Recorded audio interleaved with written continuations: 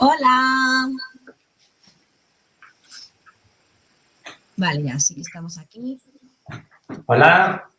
¿Qué tal? Bienvenidas, bienvenidos otra vez al Secreter de Tolkien. Aquí estamos de nuevo mi compañero Amprot Felagún. ¿Qué tal? Y aquí estoy yo, Are del Arfeiniel. Nada, pues aquí estamos otra semana más. Os vamos a hablar esta vez, otra vez de las cartas de Tolkien, esta vez de unas cartas diferentes. Vamos a hablar de la primera, la segunda y la cuarta. Para todas aquellas personas que sea la primera vez que nos escuchan, bueno, pues formamos parte de la Sociedad Tolkien Española, las dos estamos en el Esmial de Númenor y nos hemos propuesto pues ir estudiando o ir analizando poco a poco las cartas de Tolkien para ir conociendo un poco más sobre la figura del profesor y sobre cómo podemos aplicarlas en El Señor de los Anillos, entender cosas nuevas y demás. No sé si quieres comentar algo tú también. No, eso es. Hemos decidido empezar por el principio, o digamos que comenzar ahora por el principio, porque hicimos un primer programa piloto especial para ver un poco cómo funcionaba y dar un poco...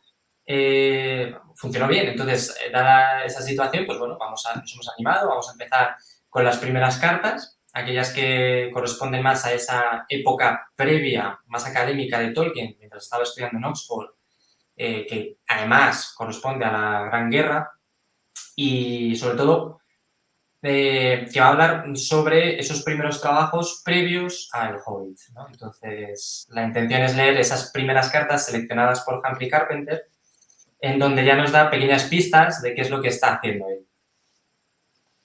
Pues sí, de hecho empezamos en el año 1918, ¿es? Sí. No, perdón, No, es anterior. 1914, madre mía, ha saltado ya 4 años, 1914, ¿Y qué que para 4 años? que están ahí un poco desubicadas, como parece que estoy yo, es cuando comienza la Primera Guerra Mundial. Y bueno, pues Tolkien todavía es muy jovencito, todavía no tiene prácticamente ni 20 añitos. Bueno, se acaba de cumplirlos, vamos, o sea, tiene poquito más que 20 años. Y nos muestra un Tolkien joven, un Tolkien cariñoso, incluso el primer comienzo de sus historias y demás, porque bueno, es verdad que nosotros sabemos que él siempre estuvo creando historias, pero mola ver un poco, ¿no? En qué momento dice, pues venga, voy a empezar a introducir este personaje y cómo desde que tenía 22 años hay personajes que le van a seguir acompañando toda su vida. Entonces, pues eso es lo que podemos ver. Eso es. Vas a empezar por la carta número 1, Sí. ¿vale? Para que la gente sepa cuál es la primera carta que está recopilada. Sí. Y luego continuaré yo con la segunda carta y con la número 4. Vamos a saltarnos la número 3 deliberadamente, porque la número 3 habla Tolkien sobre sus amigos de la CCBS. Entonces queremos hacer, probablemente será el siguiente programa, centrarnos en las cartas relacionadas con su grupo de amigos de entonces. Entonces, empiezas con la primera y continúo Sí. yo. Vale. Pues, a ver. Sí, se puede leer entera, porque no es demasiado larga. Espero que se me escuche bien hoy. Voy a hablar bien a la Yo te cámara. escucho perfectamente. Vale. La primera está dedicada a su mujer, que es Edith Bratt. Como comentamos en el anterior capítulo, Humphrey Carpenter hace como una especie de introducción para ubicarnos sobre el contexto de la carta. Entonces voy a leer primero este contexto y luego entro con la carta. Tolkien se comprometió con Edith Bratt, a la que había conocido durante su adolescencia en Birmingham, en enero de 1913, cuando contaba 21 años. La carta que sigue fue escrita durante su último año de estudiante en Oxford, cuando estudiaba lengua y literatura inglesas y al mismo tiempo se preparaba en el cuerpo de entrenamiento para oficiales universitarios con el fin de ingresar al ejército. Este es el contexto y ahora os leo la carta. Exeter College, Oxford. Mi Edith querida.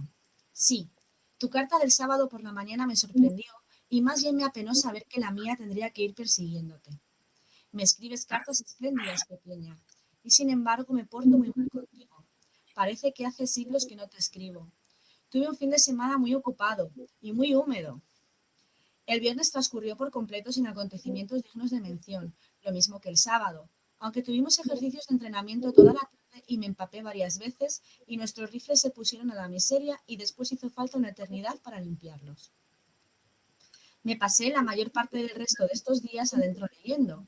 Tenía un ensayo, como te lo dije, pero no lo terminé, pues apareció Shakespeare y luego el teniente Thompson, muy saludable y guapo en su nuevo uniforme, y me impidieron trabajar el domingo como me lo había propuesto.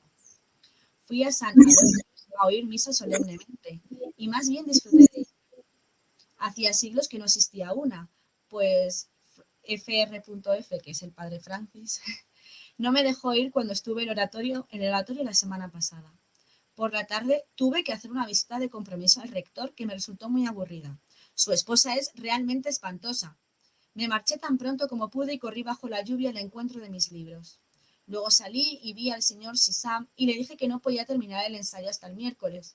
Me quedé y conversé con él durante algún tiempo. Y luego fui y sostuve una conversación muy interesante con Earp, ese hombre tan extraño del que te hablé, y le presenté para su gran deleite el Kalevala, las baladas de Finlandia. Entre otros trabajos, estoy tratando de convertir una de las historias, una gran historia realmente muy trágica, en un cuento siguiendo en parte las líneas de las novelas de Morris, con fragmentos de poesía intercalados.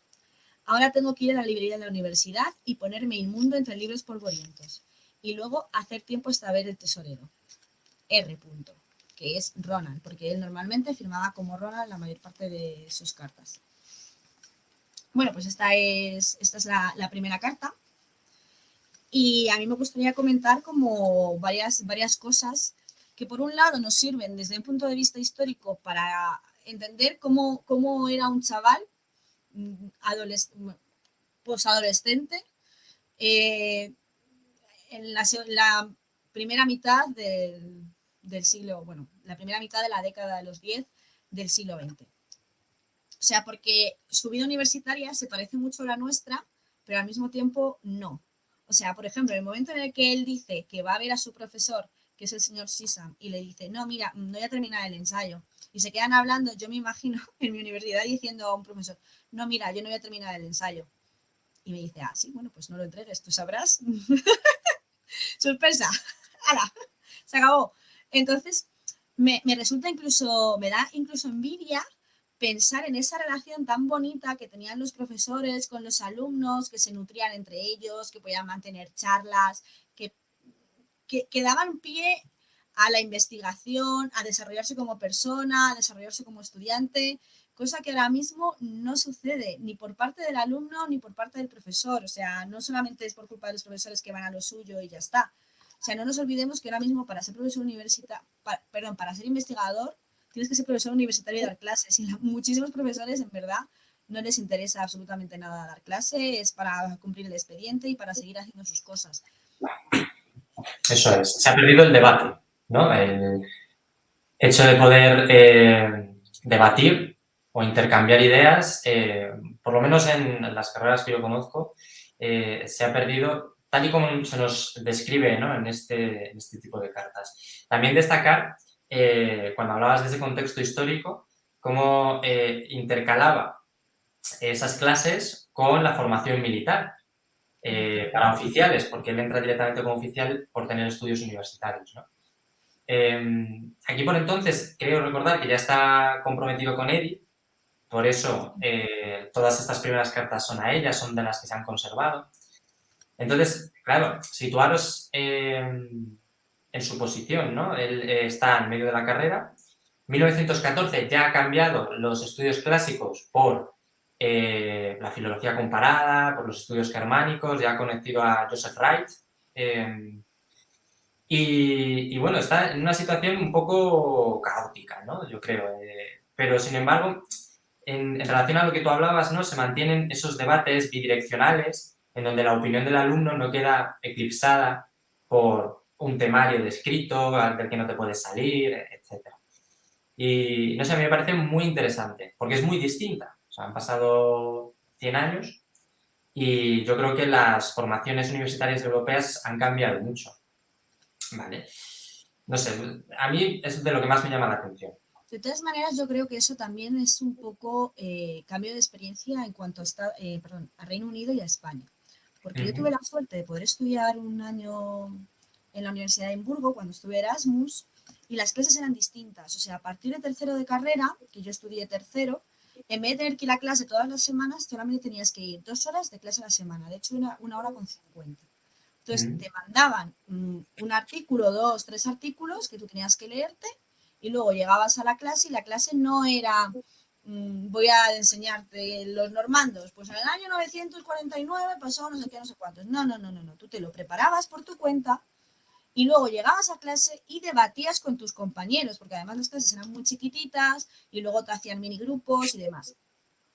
Y el profesor sí que daba más pie a hablar del tema. Es verdad que yo nunca tuve ninguna relación cercana con ningún profesor, no sé si eso puede suceder, pero sí que al menos yo noté que había más debate. O sea, que yo creo que eso es más escuela británica de cómo se debe enseñar, mientras que la nuestra es más académica, por así decirlo, ¿no? Más apréndete esto de memoria y tú sabrás. Cuadriculada, estructurada y cuadriculada. Efectivamente, sí. Se supone que todos tenemos el mismo plan porque todos estábamos en la Unión Europea y era Bolonia, pero luego una vez que te vas fuera, la verdad es que no funciona así. Cambia un poco, ¿no?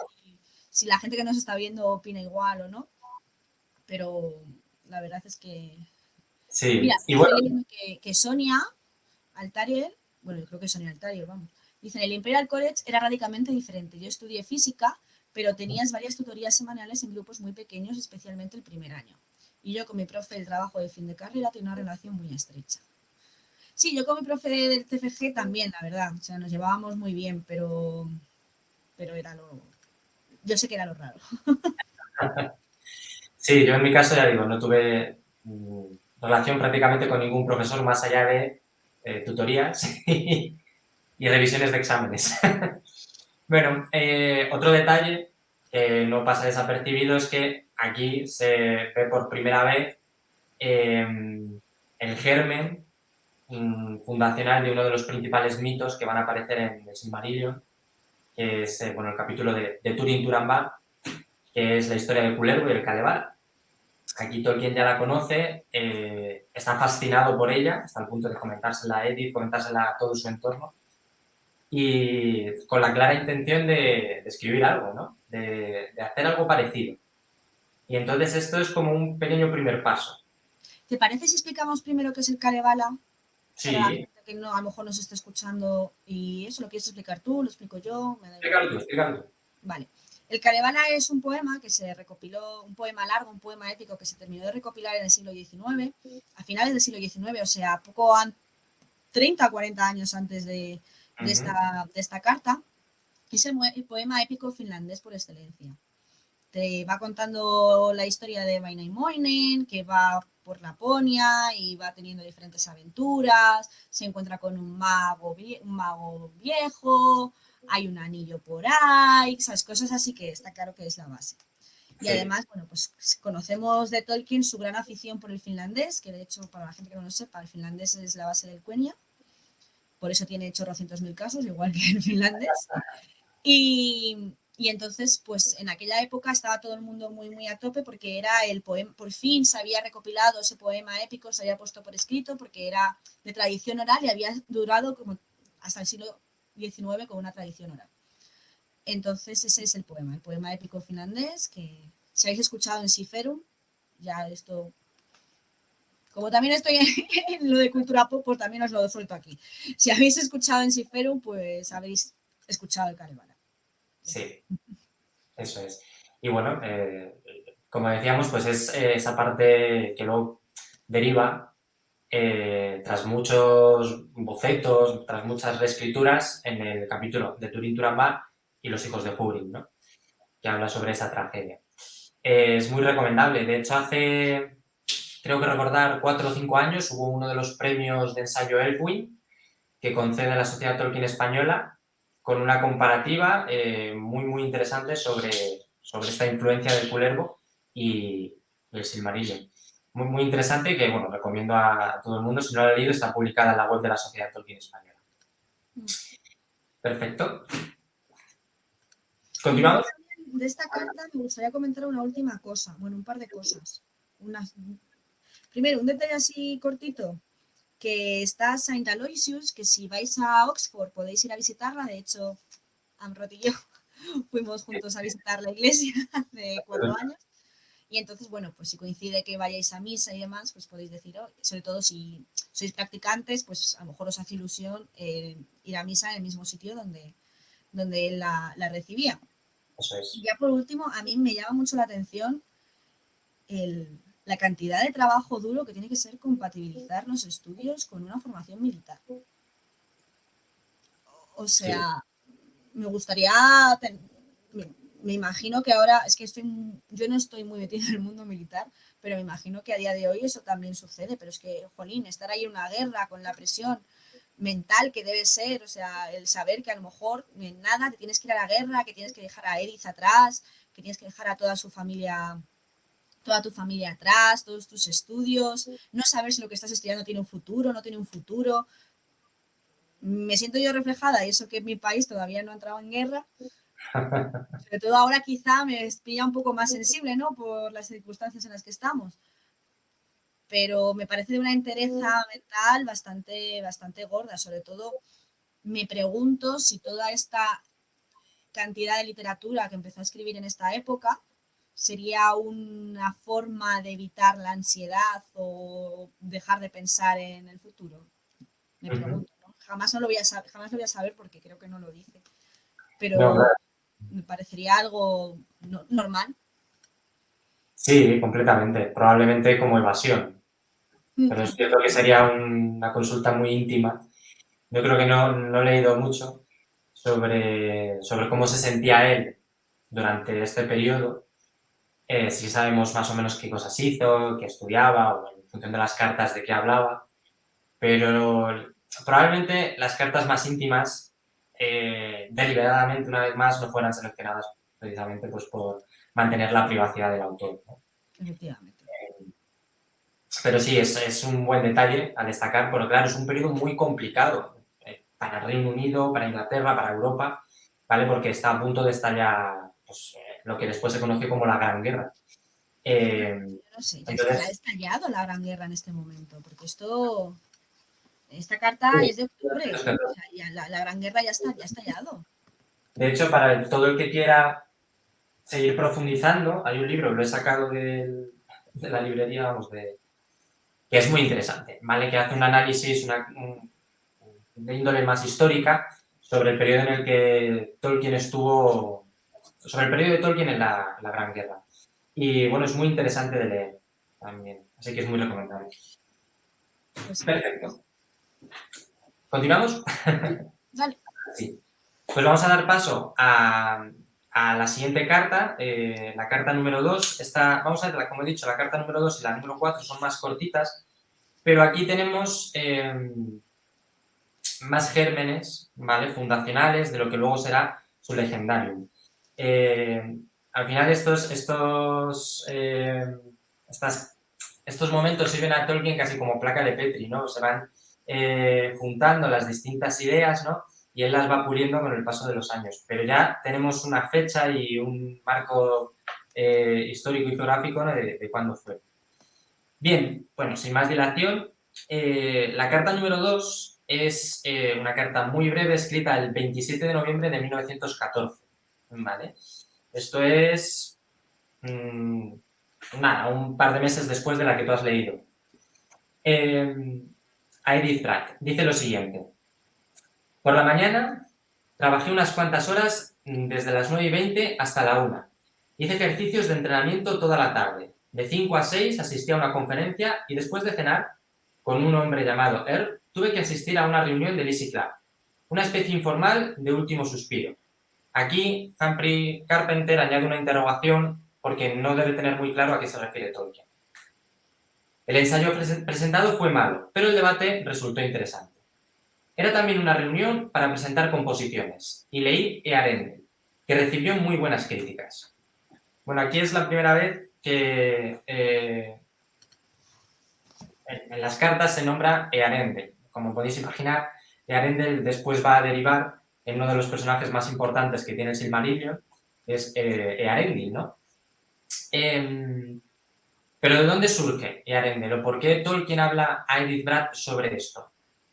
Bien, Cerca de septiembre de 1914 aproximadamente, Tolkien va a escribir un poema que va a titular The Voyage of Earendel, the Evening Star, ¿no? Es el viaje de Earendel, la estrella de la tarde. Lo escribe porque previamente ha leído un poema escrito en inglés antiguo titulado Christ, del poeta Cinegulf, ¿vale? Este es un poema cuyos 2 primeros versos van a marcar muy profundamente a Tolkien, no solo por la propia sonoridad, que a él le impactaba fuertemente, sino por el misterio que gira en torno a la figura de Arendel. Os lo voy a leer, voy a aventurarme a hacerlo en inglés antiguo, porque quiero que percibáis esa sonoridad, ¿no? Que es tan potente y que tanto gustaba a Tolkien. Luego lo voy a traducir, ¿vale? Y veremos después que a partir de esto escribió Tolkien. Dice así: Eala earendel engla beordast, ofer midengar monum sender, que se traduciría como: salve Earendel, el más brillante de los ángeles, enviado a los hombres sobre la Tierra Media. Bueno, aquí ya aparece el Midgard, aparece el concepto de la Tierra Media, que se ve mucho en los mitos nórdicos, el Midgard. Pero lo que más va a llamar la atención es el misterio que gira en torno a la figura de Arendel. ¿Quién es exactamente? Tolkien sostenía fundamentalmente 2 teorías. La primera de ellas es que Arendel se refiere a Juan el Bautista, pero por otro lado sostenía que también la estrella de Arendel se refiere a aquella estrella que precede al alba. En este caso sería el planeta Venus, ¿no? Que es fácil de ver o más sencillo de ver justo antes de que salga el sol, ¿no? Y en la biografía de Humphrey Carpenter, en la biografía escrita o digamos que realizada por Humphrey Carpenter, nos añade una cita textual de Tolkien sobre este tema, sobre qué sentía él cuando leyó Earendel. Dice lo siguiente: sentí una curiosa excitación, como si saliendo de un sueño algo se agitara en mí. Detrás de aquellas palabras había algo muy remoto, raro y hermoso. Sí podía serlo, algo que estaba mucho más allá del antiguo inglés. O sea, sentía una profundidad que a él le marcó completamente. A raíz de esto, él va a escribir su propio poema, ¿vale? Que es el que os he comentado, que titulado El viaje de Arendel, la estrella de la tarde. Viene aquí, además, los inicios, creo que son los 4 o 5 primeros versos del poema, tanto en inglés como en castellano. En castellano dice algo así. Esto está ya escrito por Tolkien, ¿vale? A raíz del poema en inglés antiguo. El viaje de Arendel, la estrella vespertina. Y Arendel se precipitó desde la copa del océano, la oscuridad del aro del medio mundo. Desde la puerta de la noche, como un rayo de luz, saltó sobre el borde del ocaso y empujando su barca como una chispa de plata, desde la arena de oro desfalleciente hacia el aliento soleado de la fiera muerte del día, partió de Westerland. Aquí vemos ya varios conceptos que él empieza a trabajar, ¿no? Además del de la Tierra Media, habla de la puerta de la noche, habla sobre Arendel como un barco, ¿no? Que viaja a través del cielo. Bueno, el poema sigue describiendo además el viaje de esta barca estelar por el firmamento, ¿no? Pero sobre todo me llama mucho la atención eso, ¿no? Como ya desde el principio le va a marcar, y es como tú decías, Arendel, un personaje que le va a acompañar toda la vida. Cuéntame un poco tu parecer, ¿qué te parece todo esto? Pues la verdad es que prácticamente lo has dicho todo tú. O sea, yo estoy totalmente de acuerdo. O sea, el momento en el que descubre a Earendel, pues que me ha costado ahí Earendel, o sea, ya no sé, estoy un poco, he mezclado el nombre de Earendel con el mío, o sea, ella ha hecho ahí un cacao. O sea, yo creo que el momento que él descubre a Arendel es el momento en el que su vida cambia por completo.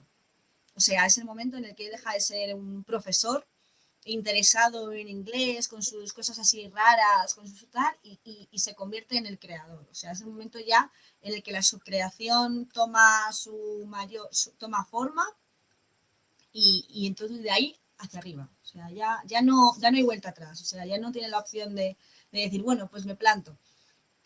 O sea que... Eso es. Totalmente. Anecdóticamente, recordábamos, yo creo que fue en la última reunión de Númenor, no sé exactamente cuándo fue, que siempre se dice de Tolkien, ¿no? Que la magia tal y como la interpretaba, es una magia muy sutil. Excepto cuando pone un barco que vuela por el cielo para vencer a un dragón gigante, ¿no? O sea que es curioso que a pesar de esa sutileza tan característica de Tolkien, que tan bien sabe manejar, luego sí tiene cosas que él quería poner, él quería describir, ¿no? Y que parecen una locura, pues como un barco volando y luchando contra un dragón. Pero claro, le da fuerza y consistencia a esto de lo que hablamos, que son figuras que le marcan tan profundamente en su juventud que permanecen durante toda su vida hasta, bueno, la obra póstuma del Silmarillion, ¿no? Y marcan profundamente porque Arendil, bueno, concretamente el capítulo de Arendil y la Guerra de la Cólera, es un hito de los más relevantes, probablemente el más relevante del Silmarillion porque cambia de paradigma el mundo tal y como se conoce, ¿no? Bueno, quizá más números después, pero es de los más relevantes, ¿no? Tirando para casa, tirando para casa. Sí. Así que bueno, a A mí mí me también parece... me gustaría, perdona, me gustaría comentar en relación con, ay, espera, que se me cae un libro. En relación con la carta anterior y también con esta, un detalle que nos hemos pasado por alto en la anterior es el momento en el que dice, en un cuento siguiendo en parte las líneas de las novelas de Morris, con fragmentos de poesía intercalados. Yo creo que el Kalevala Morris, que es un autor de finales del siglo XIX, que si no lo habéis leído, deberíais, y también ver todo el arte en torno a Morris y demás, creo que Sí. también es la base para que luego enlace con este personaje, o sea, porque cuando leemos El Señor de los Anillos y demás, al final son novelas, es una novela que tiene muchos fragmentos de poesía. No es este el sitio en el que vamos a entrar sobre si Tolkien era un buen poeta o no. Eso se lo dejamos a otra gente y a otras comisiones, pero sí que es verdad que él incluye mucha poesía.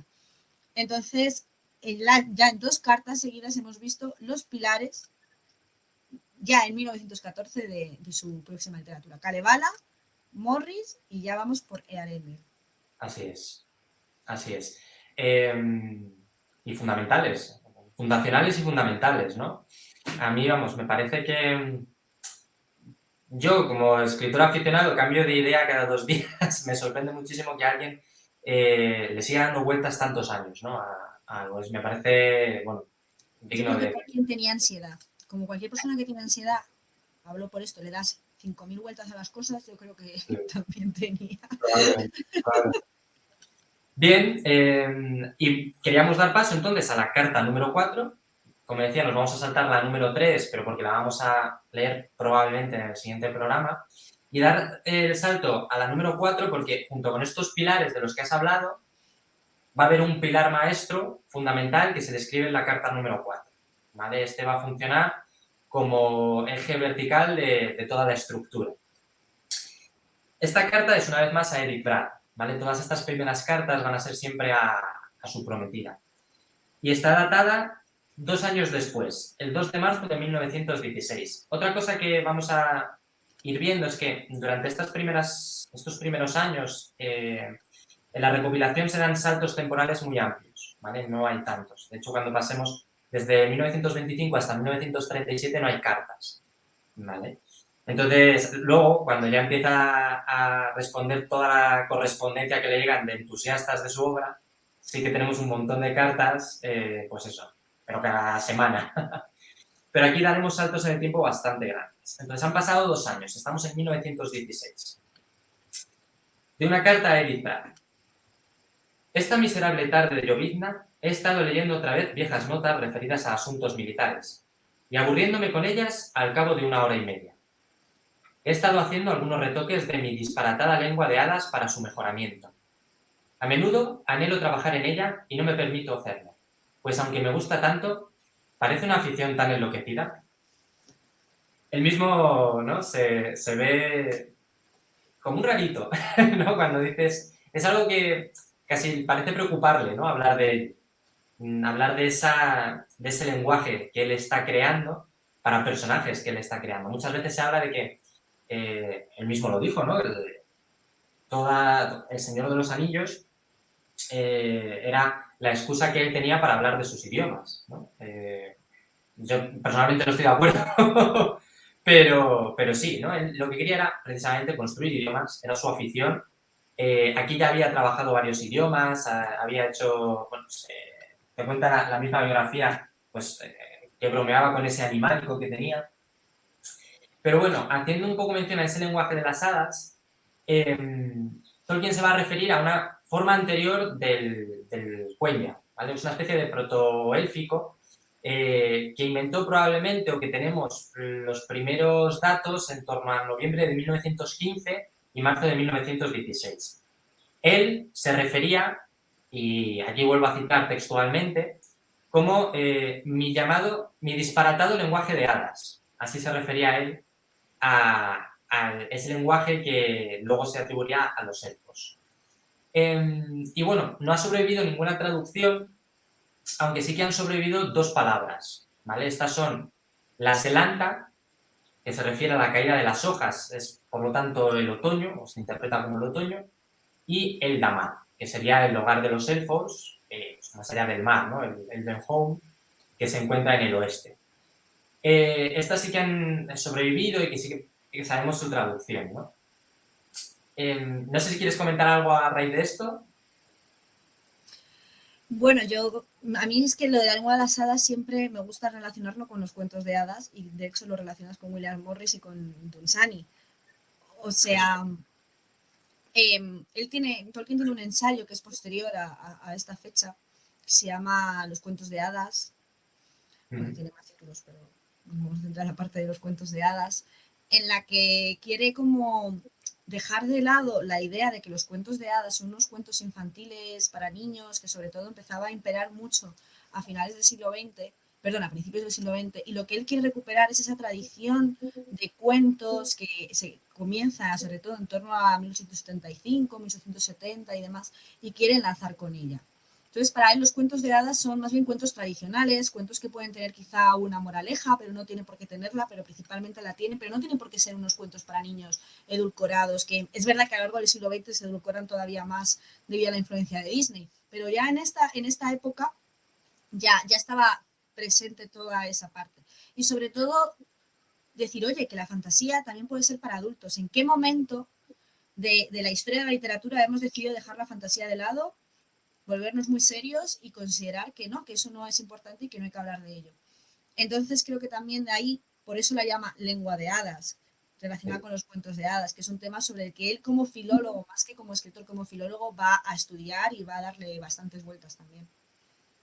Totalmente, totalmente.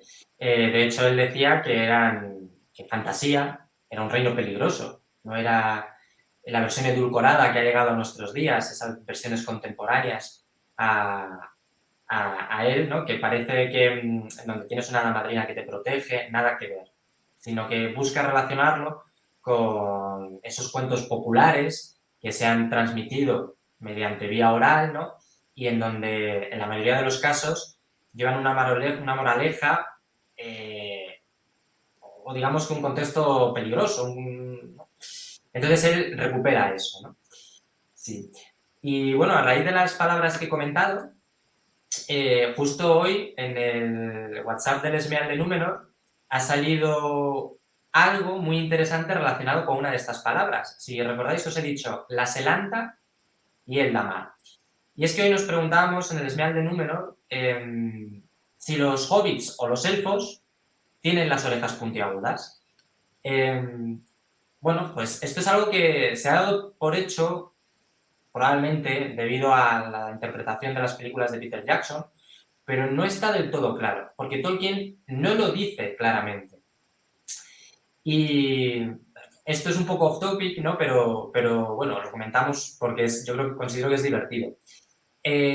Tolkien no dice en ningún momento, de una manera, digamos, a propósito, que los hobbits o los elfos tengan las orejas puntiagudas. Lo que hace es utilizar el lenguaje para transmitir una idea. Entonces, como os decía, la selanta, que es una de esas palabras que ha perdurado a día de hoy, es la caída de las hojas o el otoño. Esto viene de las, L-A-S, que podría traducirse de dos maneras. Una de ellas como hoja y otra de ellas como oreja. Entonces, de alguna manera, a través del lenguaje inventado, Tolkien nos está diciendo que la forma élfica de las orejas es como la de las hojas. Esto viene indicado, pues si queréis echar una búsqueda, en Historia de la Tierra Media, El Camino Perdido, si no me equivoco. 5, Y que no fue... ¿Perdón? es el volumen 4, el volumen 5, el Yo camino. creo que es el volumen 5, si no recuerdo mal. ¿Vale? Y de hecho no está publicado hasta... Sí, es El Camino Perdido, hasta 1987 o así.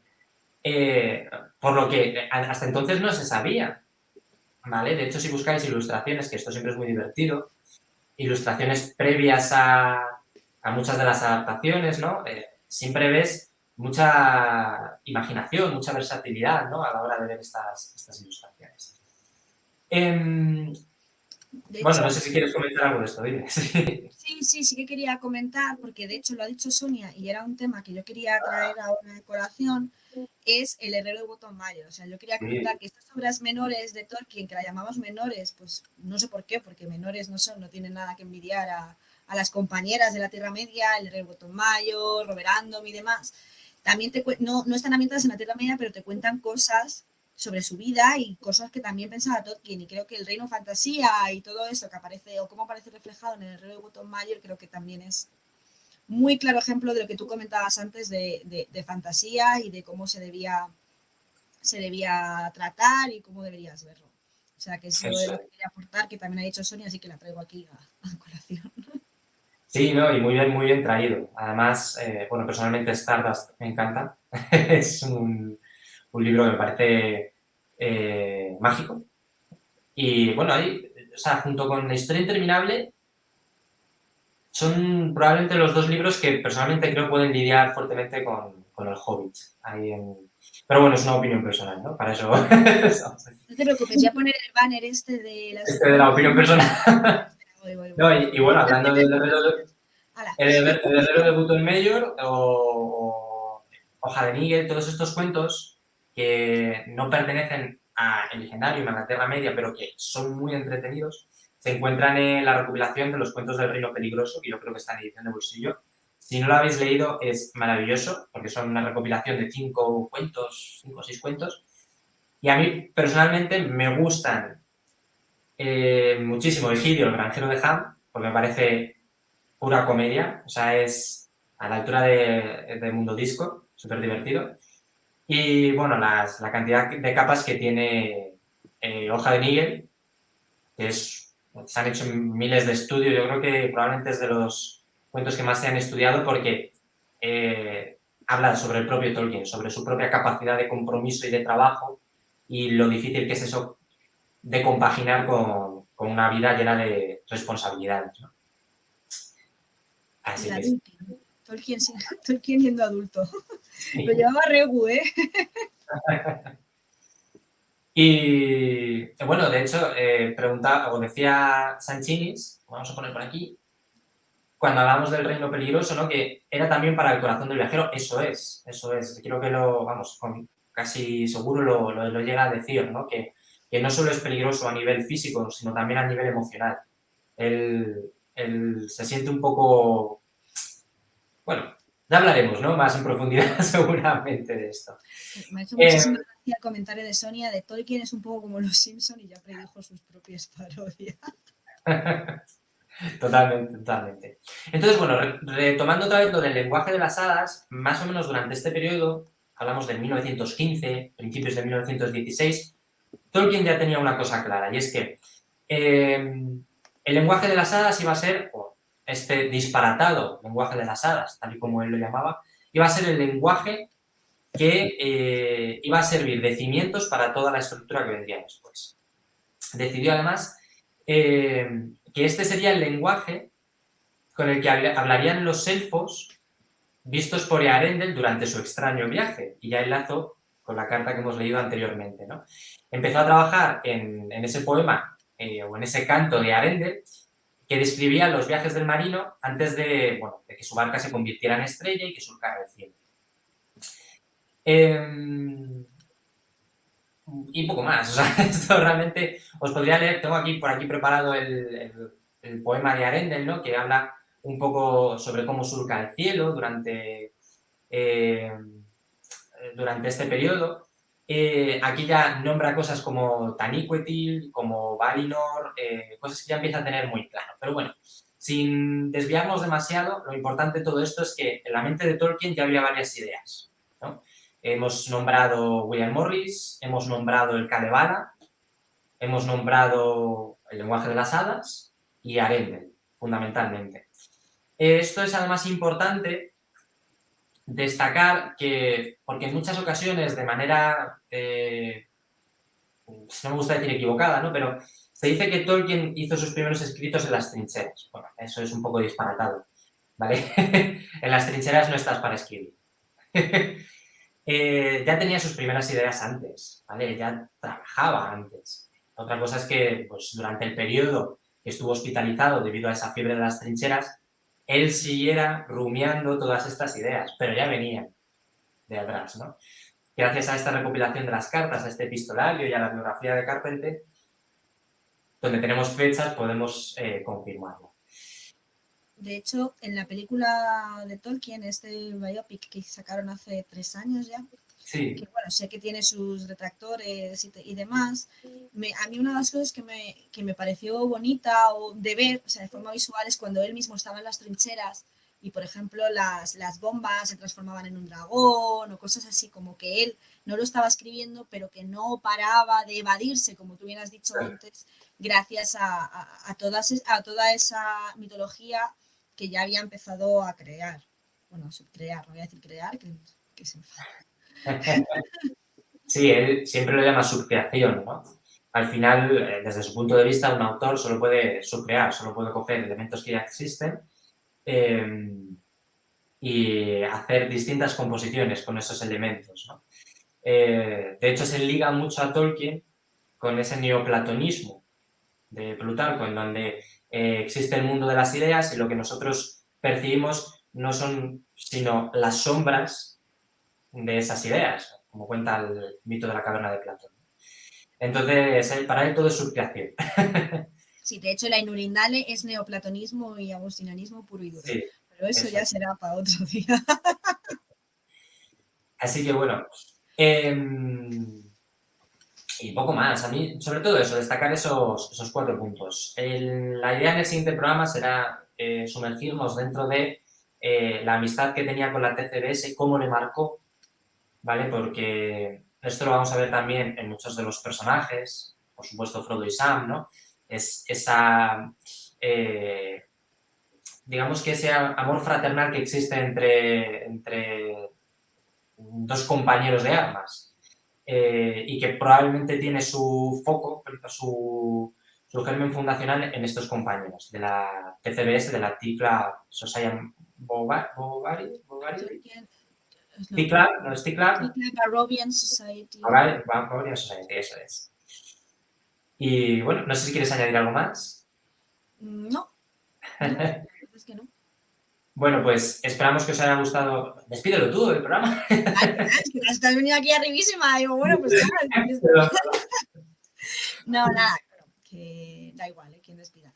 Que esperamos que os haya gustado el programa. Estos ya sabéis que son así cortitos y demás, pero bueno, esta es nuestra idea. Si nos estáis viendo en YouTube, pues también muchas gracias por vernos y leemos todos los comentarios que nos dejéis. Y nada, os esperamos dentro de 2 semanas, como bien ha comentado. 2 días. Bueno, nosotros en 2 semanas. Bueno, ahora voy. Y nada, como están poniendo ahí abajo, que es lo último que os iba a comentar, dentro de 2 días nos vemos aquí también a las 9:30 porque nos vamos de viaje. Nos vamos de viaje a Sudáfrica. Muy bien. Lugar de nacimiento de Tolkien. Yo no tengo ni idea de qué va a ir, así que pienso estar para verlo. Sí, todo sorpresa, todo sorpresa. Sorpresa. Ya lo veréis. Así que nada, muchas gracias a esta persona que dice que le gusta mucho el secreto. Muchísimas gracias. Un saludo a todos y recordad también en el Twitter de Twitch de la Sociedad Tolkien Española podéis dejarnos comentarios sobre qué cartas os gustaría de las que habláramos y bueno, pues comentarios sobre el programa, etc. Sobre lo que nos preguntan sobre los encuentros con Tolkien en Zaragoza, pues nosotros no lo organizamos. Tenéis toda la información en la página web de la STE y en las redes sociales, porque si se retransmiten es por YouTube, pero la verdad es que me has pillado. Yo juraría que si se hace de forma tal, será por YouTube. Si no, me imagino que las charlas se subirán, si es posible o lo que sea. Pero yo te confirmo que por Twitch no va a ser, o sea, eso seguro, porque no, eso lo sé. Pero eso, podéis preguntar mejor en el grupo de Facebook de la Sociedad Tolkien Española o a la propia cuenta de Twitter de la Sociedad Tolkien Española. Yo creo que es en YouTube, pero bueno, mejor confirmarlo, no vaya a ser que yo esté equivocada y os líe más. Y ahora sí que sí. Muy buenas noches. No, Didi. Sí, que muchas gracias por haber asistido y que esperamos verles en 2 semanas. La Marie. La Marie.